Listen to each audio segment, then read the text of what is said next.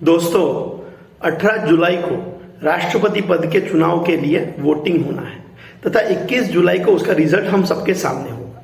इस चुनाव में एक शब्द उभर के आया है और वो है अंतरात्मा की आवाज। मित्रों, क्यों इस शब्द का प्रयोग राष्ट्रपति के चुनाव के दरमियान प्रोमिनेंटली किया जाता है, इसके पीछे एक छोटी सी कहानी है। 1969 के राष्ट्रपति चुनावों में कांग्रेस पार्टी में दो गुट बन गए थे। पुराने लोगों का एक गुट जिसे सिंडिकेट्स के नाम से जाना जाता था और दूसरा गुट था इंदिरा गांधी जी का। उस वक्त इंदिरा गांधी कांग्रेस पार्टी की तरफ से देश की प्रधानमंत्री थी। इसके बावजूद भी दो गुटों में रस्सी खेच होने लगी थी। कांग्रेस पार्टी की तरफ से आधिकारिक रूप से आंध्र प्रदेश के नीलम संजीव रेड्डी जी को राष्ट्रपति पद के उम्मीदवार के तौर पर समर्थन दिया गया था, लेकिन असल में ये एक चाल थी।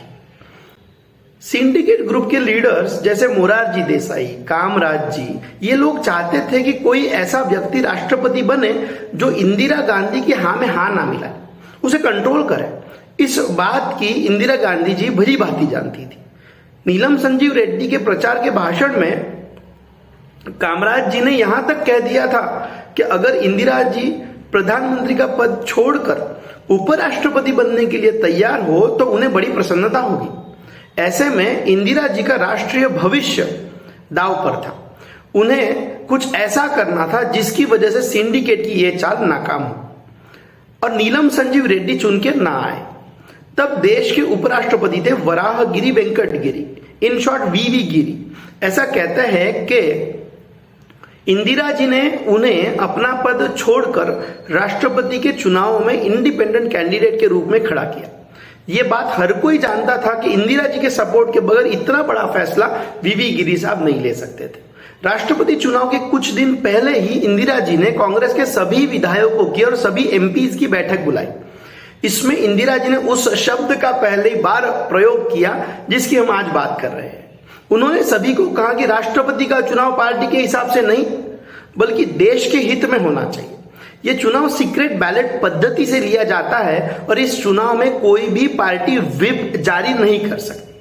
मतलब कोई भी पार्टी अपने विधायकों को और एमपीज को किसी एक उम्मीदवार को वोट करने का फोर्स नहीं कर सकती। इंदिरा जी ने सभी से अपील की कि वो पार्टी के बारे में ना सोचे और अपने अंतरात्मा की आवाज सुने, देश के हित में वोट करें। इनडायरेक्टली वो ये कहना चाहती थी कि उनके सारे समर्थक वीवी गिरी जी को वोट करें। मेजॉरिटी कांग्रेस के सदस्यों ने उस चुनाव में वीवी गिरी जी को वोट किया।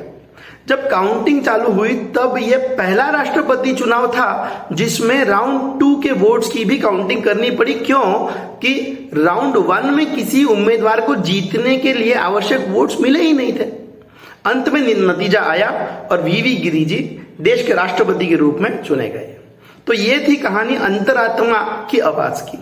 इस बार अगर वोटों का परसेंटेज देखा जाए तो एनडीए की उम्मीदवार श्रीमती द्रौपदी मुर्मू जी का राष्ट्रपति होना तय माना जाता है।